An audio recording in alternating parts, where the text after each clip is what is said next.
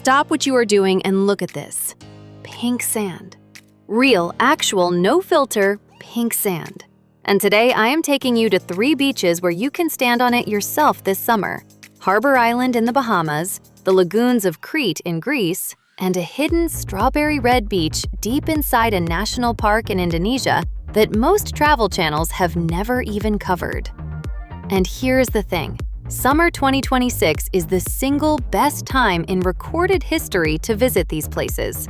The pink is more vivid right now than scientists have ever measured before. I will tell you exactly why in a second. By the end of this video, you will know where to go, how to get there, how to photograph it perfectly on just your phone, and how to book the whole thing without stress. I will drop links to everything in the description below. If this is already sounding like your kind of video, hit like right now and subscribe if you are new here. We drop travel content every week. Let's go. Before we land on the first beach, here is the one thing I need you to know, because it makes these places feel even more magical once you understand it. The sand is not naturally pink. What you are seeing is billions of crushed shells from creatures so tiny that 100 of them could fit on your fingernail. They are called foraminifera, or forum, and they live in the ocean in massive numbers. When they die, their little red and pink shells wash ashore and mix with the white sand. The whole beach turns rose gold. Nature painted it. Took thousands of years, and we just get to walk on it. Now, why is 2026 the best year? Ocean temperatures and wave patterns this summer are pushing more of those shells onto shore than ever recorded. More shells means deeper, richer, more vivid pink color at every beach on this list. The window is open right now. Let's use it. First stop, Harbour Island. And if you have never visited a pink sand beach before, start here. This is the one that converts people. What makes it special? The sand is soft, pastel rose gold. Not harsh red, not barely there blush. Just this perfect warm color that looks unreal in person. The water is turquoise and calm because a natural reef shelters the coast and keeps the waves gentle. You can wade, swim, float, and feel completely at peace. The beach stretches 3 miles along the eastern side of the island. 3 miles. You can walk the whole thing and never see the same view twice. New eco-ferries launched this year make island hopping around the Bahamas easier and more affordable than ever before. You can now reach Harbour Island from Nassau without booking expensive private charters. Check the 2026 ferry schedule as part of your planning. I have dropped booking links in the description below for everything you need to sort your flights and connections. Once you are on Eleuthera, a short water taxi takes you across to Harbour Island. The whole journey from Nassau is half a day, and the moment you step onto that sand, every minute is worth it. Here is my single best piece of advice for Harbour Island. Wake up early. I know, vacation, but hear me out. Get to the beach within an hour of sunrise. You will have almost the entire 3 miles to yourself. The air is cool, the light is soft gold, the sand is damp from the tide, and the pink at that hour glows in a way I genuinely cannot describe in words. By 10 in the morning, the crowds arrive. By midday, the light is harsh, but that early window, sunrise to about 8:30, is as close to perfect as a place can get, and the sand feels like powdered sugar under your feet. That comparison gets used everywhere in travel writing, and I always thought it was exaggerated, until I was actually there.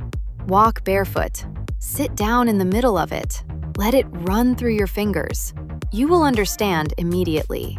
And while you are up early, grab a conch salad from one of the local stands that's set up near the beach in the morning. Fresh conch, lime juice, onion, pepper, made right in front of you. It is the most Bahamian thing you can eat, and it costs almost nothing. Do not leave the island without trying it. Before you get to the beach, set up your phone like this. Turn on HDR mode in your camera settings. This captures the sand, water, and sky all looking vivid at the same time instead of blown out. Shoot at golden hour or early morning when the light is soft. And get low. Crouch down near the sand level. That angle fills your frame with color and makes the pink look incredibly rich. Bonus tip: shoot right after a wave pulls back because wet sand always looks more vivid than dry. That is your shot. No filter needed, no expensive camera, just timing and angle. Share this video with whoever you want to book Harbour Island with. The friend, the partner, the sister who has been saying, "Let's do something big this summer." Send it right now. Then keep watching, because the next beach is completely different. One rule here that matters: do not take the sand home, not even a small jar. When tens of thousands of people do it every year, it strips the color from the very beach you came to see. Leave every grain exactly where you found it. We're crossing the Atlantic now, and I want you to notice something the moment we land in Crete. The pink here looks completely different from Harbour Island. And that is the point. The forum species in the Mediterranean produces a softer, peachy blush shell. So instead of rose gold, the color here is more like the sky at the very end of a perfect sunset. Warm, gentle, almost dreamy. Behind it, you have rugged white limestone cliffs, ancient olive groves, and water that moves through 15 different shades of blue, depending on the depth. A completely different kind of beautiful, but it hits just as hard. Elafonisi sits at the southwestern tip of Crete. There is a shallow lagoon you can wade across, barely knee-deep, to reach a small island where the best pink patches hide. Balos Lagoon, about an hour north, is wilder. You arrive by boat or a 45-minute hike down a rocky trail. What waits at the bottom is surrounded by white limestone hills with shallow, crystal-clear water and sand that shifts from white to pink, depending on exactly where you stand. Greece now runs a visitor reservation system at both Elafonisi and Balos in 2026. You cannot just show up. You need a time slot booked in advance online. I know that sounds like admin hassle, but it is genuinely the best thing that has happened to these beaches. It keeps the crowd manageable, and your experience is so much better for it. Early morning slots go first. All the booking links are in the description below. Here is the tip most travel creators miss because they never walked far enough. The most vivid pink sand at both beaches is not at the entrance where the umbrellas and cafes are. At Elafonisi, walk past the main lagoon crossing and continue along the backside of the island. At Balos, head to the far left end of the lagoon when you arrive. Give yourself 15 to 20 minutes past the crowds, and you will find stretches of sand where the pink is twice as concentrated and the photos are 10 times better. Early morning again. Same principle as Harbour Island. After your walk, find a small taverna. Not the tourist ones near the beach entrance, but the family-run ones a street or two back in the nearest village. Order the Dakos. It is a Cretan dish of hard bread soaked in tomato, topped with crumbled feta and olive oil. Simple, local, and one of the best things you will eat anywhere in Europe. Wash it down with a small glass of local raki. The islanders will respect you for it. Taking sand from a protected beach in Greece is illegal. Not just frowned upon, illegal. People have been stopped at airports and fined. The local conservation teams work year-round to protect what makes this place special. The least you can do is leave the sand exactly where it is.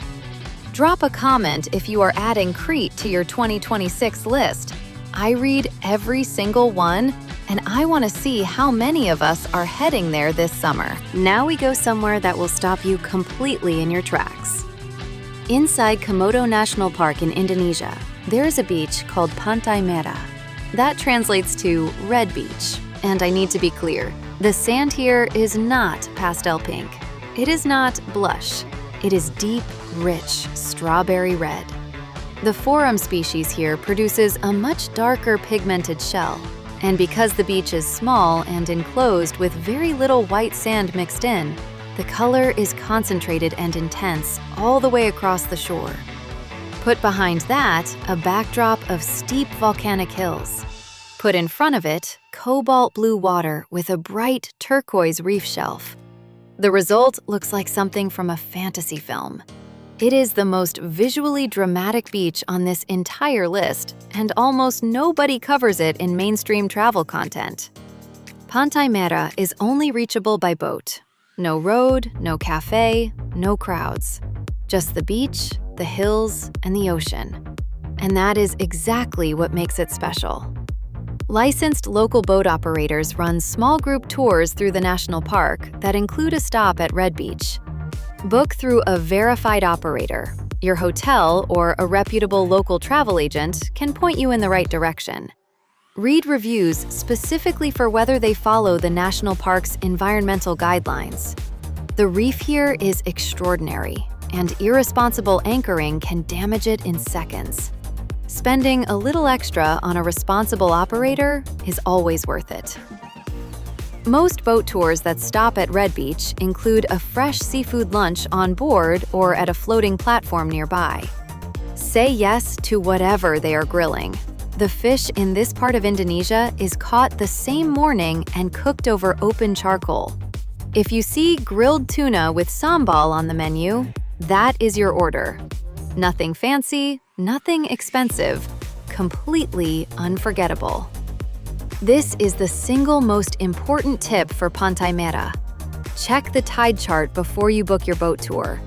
At low tide, the beach is wider, more sand is exposed, and the contrast between the red sand and the blue water is at its strongest. More importantly, in the minutes right after a wave washes over the sand and pulls back, the wet surface deepens the color dramatically. That is your shot. Aim for a tour that arrives within an hour of low tide.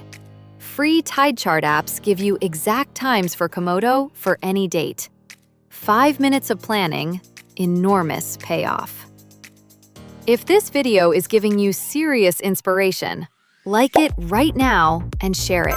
It takes 1 second and it genuinely helps this channel reach more travelers who want to see the world properly. Subscribe for next week. We are going somewhere I promise you have not seen before. We're in the home stretch, and this last section is pure practical gold. Regular sunscreen contains chemicals that bleach coral. Many protected beaches in 2026, including sites in Greece and Indonesia, now require Reef-safe mineral sunscreen. Not suggest, require. Rangers can ask you to wash off non-compliant products before entering the water. Buy Reef-safe before you travel. Major brands all make versions now. Pack it. Use it every swim. Carry on only. Day bag inside it. 4 outfits that mix and match. Roll everything. Packing cubes. Leave the just-in-case items at home. At tropical beach destinations, you wear the same 4 things constantly. Swimwear, a light cover-up, walking shoes, sandals. Pack around those and be honest about the rest. Moving between destinations with a heavy bag makes everything harder and less enjoyable. You will thank yourself. There are great apps in 2026 that track your carbon footprint across your trip and help you find eco-certified hotels near protected beaches, places that actively give back to local conservation. A quick search for sustainable travel apps in your app store will surface the best ones. Worth 5 minutes of your time before you go. The final ranking. 3 beaches, 1 ranking. Here it is. 3rd place, Pantai Merah, Indonesia. The most dramatic and unforgettable beach on this list. 3rd, only because it is the hardest to reach. If adventure is your travel style, this one is your personal number 1. 2nd place, Elafonisi and Balos, Crete. Stunning blush pink, easier to reach for most travelers, and surrounded by some of the best food and culture in Europe. The total package. First place, Harbour Island, Bahamas. Most accessible, most beginner-friendly, most consistently beautiful. And that early morning walk on pink sand is an experience I would go back for every single year without hesitation. Bahamas, Greece, or Indonesia? Which one are you booking? Drop it in the comments right now. I reply to every single one. Like this video if it helped you, subscribe if you are not already here, and share it with your travel person, the one you need to convince to finally book something this summer. Send it to them right now. All the booking links and resources are in the description below. I will see you next week. Go pack your bag.